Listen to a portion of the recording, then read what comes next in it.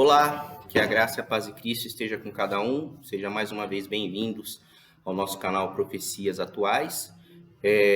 Mais uma vez agradecemos todos aqueles que estão compartilhando esses vídeos. E você que ainda não é inscrito, se inscreve no canal, deixa o seu like lá para que possa nos ajudar a divulgar esse estudo ao maior número de pessoas possíveis. Ajuda muito quando você se inscreve e quando você dá o seu joinha lá para a gente poder divulgar essa palavra para o maior número de pessoas.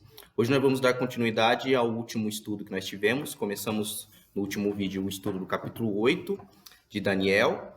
E agora nós vamos dar continuidade fazendo um parêntese para estudar dois assuntos para depois fecharmos o capítulo 8. Nós terminamos lendo o verso do capítulo 8, versículo 12, falando que o exército foi entregue ao chifre pequeno com sacrifício diário por causa das transgressões e deitou por terra a verdade e o que fez prosperou. Uma coisa muito importante que a gente precisa aprender sobre isso daqui é que esse deitar a verdade por terra e tirar o sacrifício diário é chamado de transgressão assoladora, que é a mesma expressão para abominável da desolação, a transgressão abominável da desolação, que é a expressão que Jesus usa em Mateus 24. Quando Jesus está falando lá em Mateus 24, sobre os princípios das dores, sobre os acontecimentos que aconteceriam antes da sua volta, no versículo 15, ele fala que quando vocês virdes o abominável da desolação, ou a transgressão assoladora, ou alguma coisa desse tipo, ele fala que falou o profeta Daniel no lugar santo, quem lhe entenda. Então, nós acreditamos que nós estamos vivendo nesse período, no período do princípio das dores, no tempo do fim. E Jesus fala que quando vocês estiverem vivendo nesse período, vocês estudem o livro de Daniel, que é isso que nós estamos fazendo hoje, porque o livro de Daniel, ele dá uma base para nós entendermos o que está acontecendo e principalmente para nós entendermos as doutrinas, as crenças que nós temos, porque se esse chifre pequeno, que nós acreditamos que foi o poder papal, deitou a verdade por terra e prosperou, significa que essa verdade que ele deita por terra teve sequelas até os nossos dias. E hoje, muitas crenças cristãs são afetadas pelo fato do chifre pequeno ter deitado a verdade por terra. Mas o que é a verdade? É isso que nós vamos estudar hoje à luz da Bíblia. O que a Bíblia me fala o que é a verdade? E mais uma vez, eu preciso informar que talvez o que nós vamos estudar aqui vai de encontro a alguma coisa que você acredita, alguma crença que você tenha. A nossa intenção aqui não é atingir a ninguém, simplesmente nós vamos ler os versículos bíblicos à luz da interpretação bíblica, e aí eu peço que você ore bastante, releia mais uma vez, para que nós possamos chegar num consenso sobre o que é a verdade. Então, mais uma vez, eu peço que você entre em atitude de oração. Se você puder fechar os seus olhos, ore agora conosco.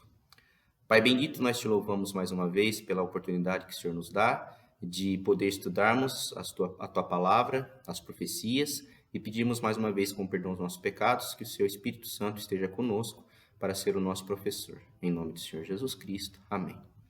Antes de começar esse estudo, eu gostaria de falar uma coisa. Algumas pessoas têm uma ideia errada do que é religião. Religião não é placa de igreja, não é nome de igreja. A palavra religião vem do latim religare, que significa tudo aquilo que me religa a alguma coisa. Então, eu estava ligado a Deus, um exemplo.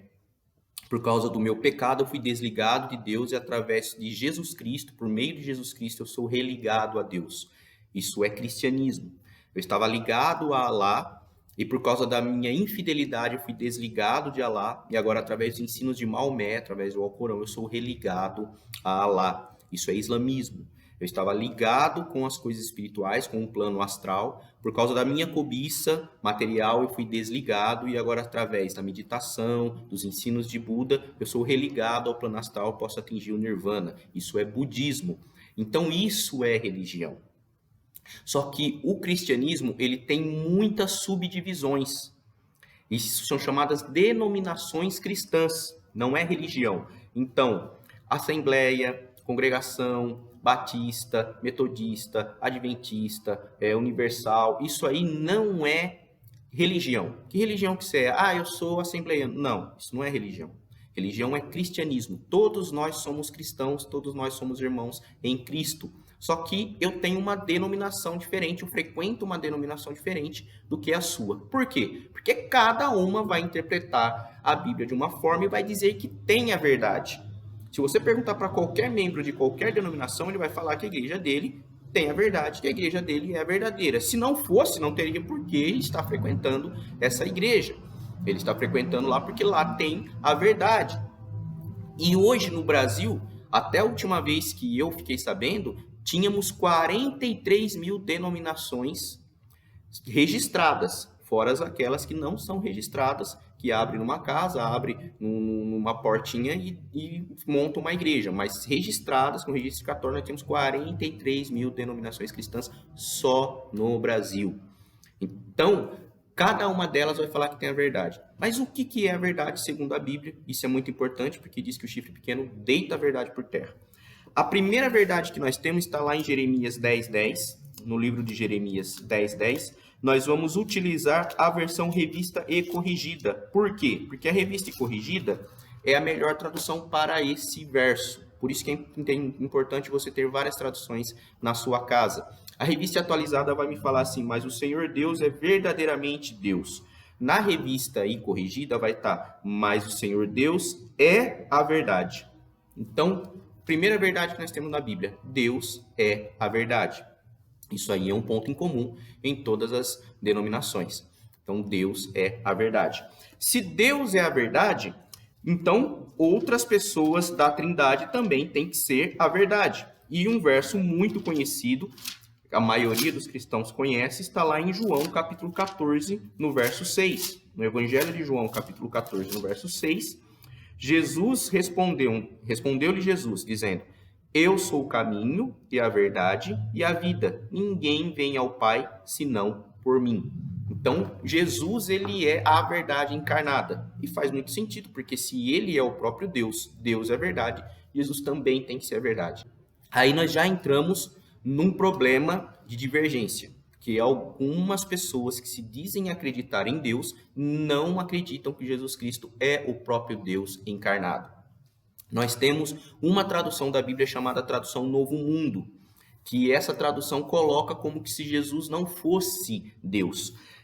Se você pegar no verso mais famoso que fala sobre a divindade de Jesus Cristo, lá em João capítulo 1, no verso 1, que fala no princípio era o verbo, e o verbo estava com Deus, e o verbo era Deus. Depois no verso 14, e o verbo se fez carne e habitou entre nós. Essa tradução no Novo Mundo vai colocar como no princípio era o verbo, e o verbo estava com Deus, e o verbo era um Deus. Só que esse um está entre colchete. A Sociedade Bíblica Brasileira não permite que textos sejam alterados. Quando você altera esse texto, obrigatoriamente você tem que colocar ele entre colchete.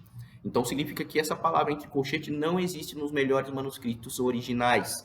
Então esse um não existe lá. Mas mesmo assim, você vai ter outros versos dizendo que Jesus é o próprio Deus. Você for para... Tem vários versos, mas vou citar só dois. Tito, capítulo 2, no verso 13, Paulo fala assim, aguardando a bendita esperança e a manifestação da glória de nosso grande Deus e Salvador Jesus Cristo. Então, Jesus Cristo é o nosso Deus. Em 1 João, no capítulo 5, no verso 20, o apóstolo João diz: também sabemos que o Filho de Deus é vindo e nos tem dado entendimento para reconhecermos o verdadeiro. E estamos no verdadeiro, em seu Filho, Jesus Cristo. Este é o verdadeiro Deus e a vida eterna. Então, Jesus é a verdade, Jesus é Deus. Se Deus Pai é a verdade, Deus Filho é a verdade, o Espírito Santo também tem que ser a verdade.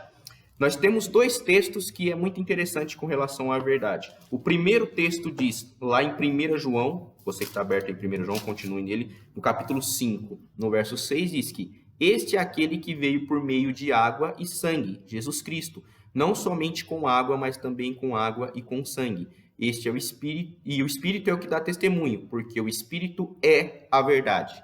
Então, se Deus Pai é verdade, Deus Filho é verdade, o Espírito Santo também deve ser a verdade. O Espírito é a verdade. E um texto no Evangelho de João, ele me fala uma coisa interessante, no capítulo 16, no verso 13, fala que quando vier, porém, o Espírito da verdade, ele vos guiará a toda a verdade, porque não falará por si mesmo, mas dirá tudo o que tiver ouvido e vos anunciará as coisas que hão de vir. Então ele fala que o Espírito da verdade vai vos guiar a toda a verdade. Então nós percebemos que na Bíblia a verdade não é uma coisa só, é toda a verdade. E quando nós vemos esses versos, nós temos uma ideia implícita da Trindade. Na Bíblia nós temos dois tipos de versos. Os versos explícitos, que mostram claramente uma doutrina, e os versos implícitos, que mostram a doutrina, mas não são tão claros. Então, quando a Bíblia fala isso, é um verso explícito. Mas, às vezes, juntando os vários textos, você consegue criar uma doutrina. Por exemplo, a doutrina da Trindade, você não vai achar nenhum verso falando que existe uma Trindade. Mas nós percebemos que vários versos nos mostram que existe uma Trindade, que são três coeternos em uma pessoa só. Você não vai achar nenhum verso falando sobre o livre-arbítrio, não tem nenhum verso usando essa expressão livre-arbítrio, mas a ideia está lá, nós sabemos que existe o livre-arbítrio. Então, quando ele chega e fala o Espírito da verdade vai me guiar a toda a verdade, significa que a verdade é mais de uma, mas ao mesmo tempo ela é uma só. Ela é toda a verdade, mas ela é mais de uma, mas ela é uma só. Então, Deus é a verdade, Jesus é a verdade, o Espírito Santo é a verdade. Mas o próprio ser que me diz que ele é a verdade encarnada, ele me fala que existe mais uma verdade. Lá no Evangelho de João, no capítulo 17, ele diz o seguinte, um verso também muito conhecido da maioria dos cristãos. Santifica-os na verdade, a tua palavra é a verdade. Então, Jesus Cristo está falando que a palavra é a verdade. E aqui nós temos um problema. Alguns irmãos acreditam que o Velho Testamento foi abolido. O Velho Testamento não se deve ser mais utilizado. Quando Jesus Cristo diz que a tua palavra é a verdade, ele está falando do Antigo Testamento, porque o Novo Testamento nem havia sido escrito.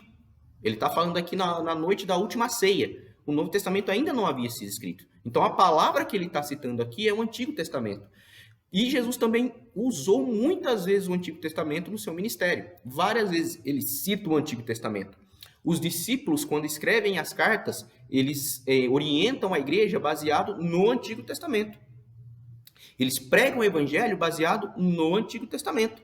Eles enxergam Jesus no Antigo Testamento. Então, todas as orientações que é dada para a igreja, geralmente Paulo falando como está escrito onde? No Antigo Testamento. Jesus cita várias vezes o Antigo Testamento e algumas pessoas acham que tem coisa nova no Novo Testamento. Na verdade, tem pouquíssima coisa nova no Novo Testamento. Tudo é baseado à luz do Antigo Testamento.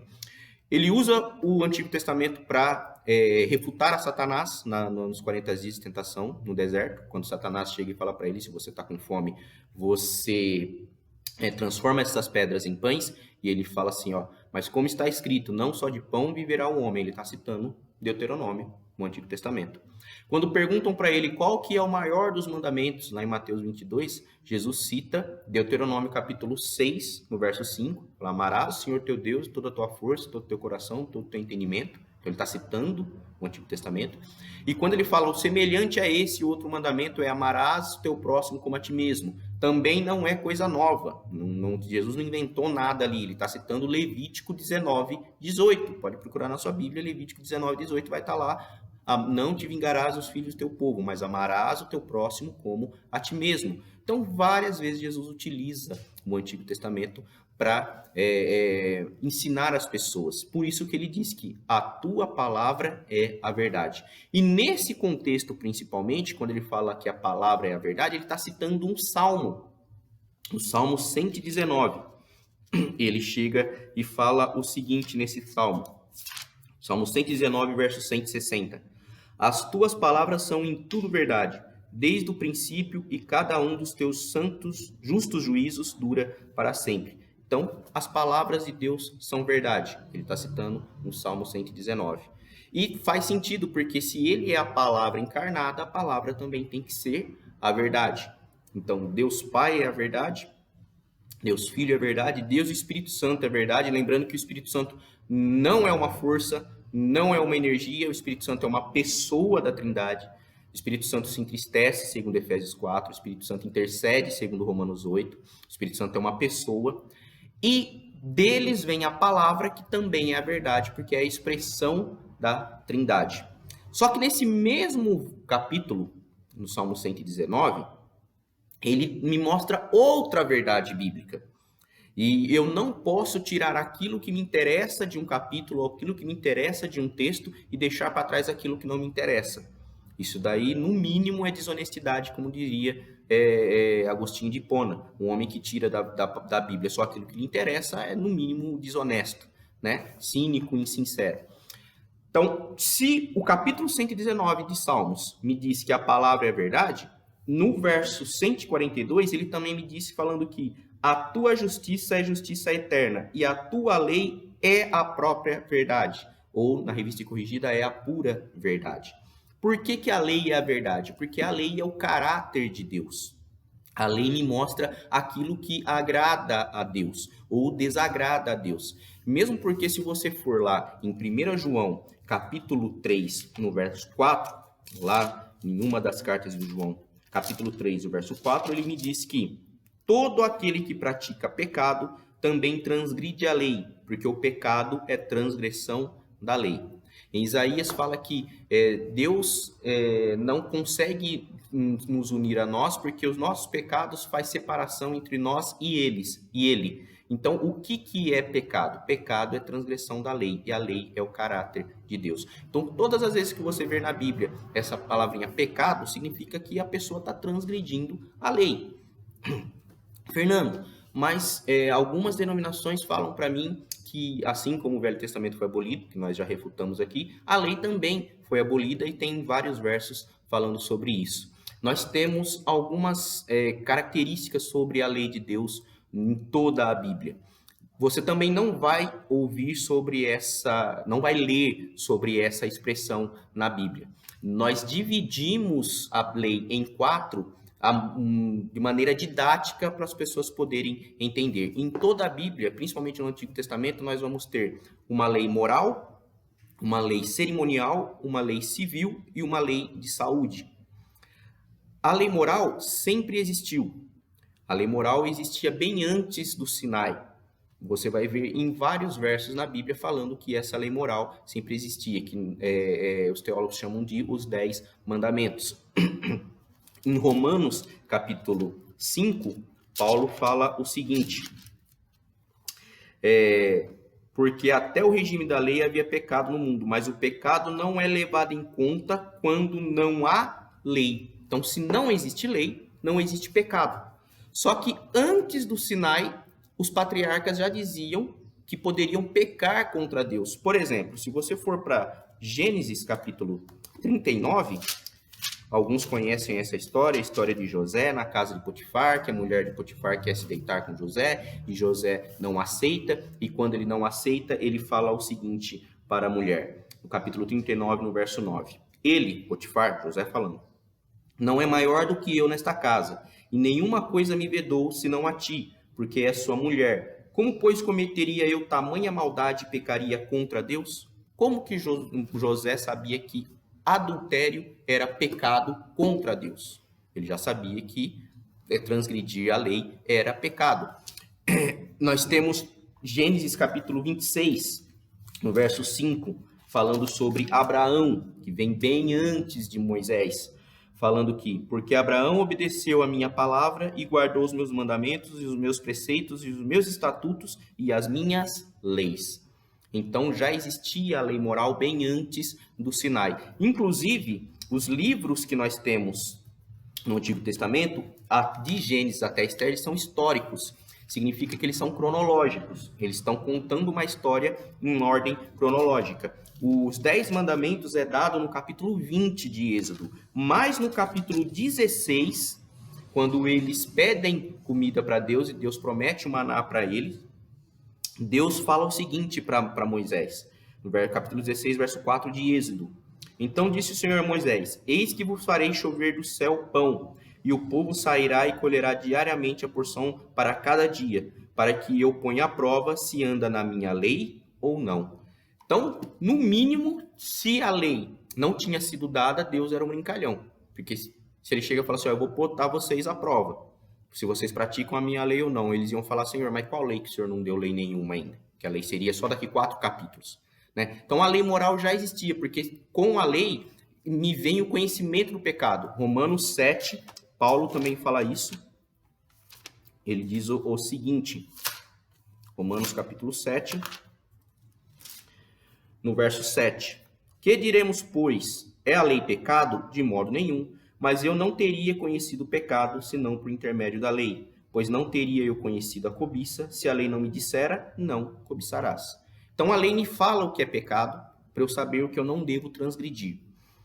Fernando, mas estamos debaixo da graça, não estamos debaixo da lei. Se o pecado é transgressão da lei, no capítulo 6, no verso 15, diz, e daí? Havemos de pecar porque não estamos debaixo da lei, sim da graça? De modo nenhum. Em outras palavras, e daí? Havemos de transgredir a lei porque estamos debaixo da lei, sim, não estamos debaixo da lei, sim da graça? De modo nenhum. E no capítulo 3, no verso 31, anulamos, pois, a lei pela fé? Não, de maneira nenhuma. Antes confirmamos a lei. Então, a lei não me salva, mas ela me mostra o que é o pecado, o caráter de Deus, aquilo que desagrada a Deus se eu transgredir. Como eu disse, nós temos 4 tipos de leis, porque você vai ver alguns versos no Novo Testamento falando que a lei foi abolida. O que, na verdade, foi as leis cerimoniais e as leis civis. Nós vamos ver isso mais para frente, quando a gente entrar na questão das festas de Israel, no capítulo 9, falando que o ungido ia cessar os sacrifícios e as ofertas e manjares. Isso aí nós vamos estudar mais para frente. Mas, por hora, nós entendemos que a verdade na Bíblia é Deus Pai, Deus Filho, Deus Espírito Santo, a palavra e a lei. A palavra é a expressão de Deus e a lei é a expressão do caráter de Deus. É aquilo que se eu transgredir, eu desagrado a Deus. Agora vamos aplicar isso no chifre pequeno, que é o nosso estudo do capítulo 8, nós só fizemos esse parêntese para entender. Se o chifre pequeno é o poder papal e diz que ele deita a verdade por terra, vamos ver se ele deita essas verdades por terra mesmo. Primeiro, ele deita a Deus por terra? Sim, ele quer ser Deus. Capítulo 2 de 2 Tessalonicenses, Paulo fala que ele quer tomar o lugar de Deus a ponto de assentar-se no santuário de Deus, ostentando-se como se fosse o próprio Deus. Então, ele quer ter mais autoridade que Deus. Ele diz blasfêmias, que também derruba a segunda verdade. A segunda verdade é Jesus Cristo, aquele que tem poder para perdoar. E blasfêmia nós vimos no vídeo anterior, que é aquele que quer perdoar pecados no lugar de Deus, aquele que quer oferecer a salvação. E o poder papal diz que o bispo de Roma é o vicarius filii Dei, o substituto do Filho de Deus na terra. Então ele deita essa verdade por terra. A verdade do Espírito Santo, ele deita também? Sim, porque o Espírito Santo é aquele que intercede por nós, em Romanos 8 diz isso. E agora ele diz que ele é o sumo pontífice, aquele que faz a ponte entre Deus e os homens. Isso também é uma blasfêmia, deitando a verdade por terra.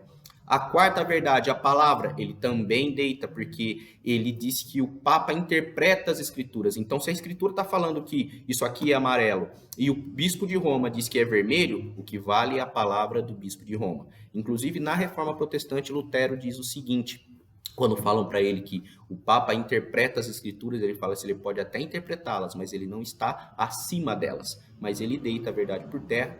E ele, inclusive, esse poder faz com que as missas sejam feitas em latim para o povo não entender a palavra de Deus, para ele interpretar da maneira com que ele quiser, do jeito que ele quiser. E a última verdade, que é a lei, ele também deita por terra porque ele transgride e adultera arbitrariamente a lei de Deus.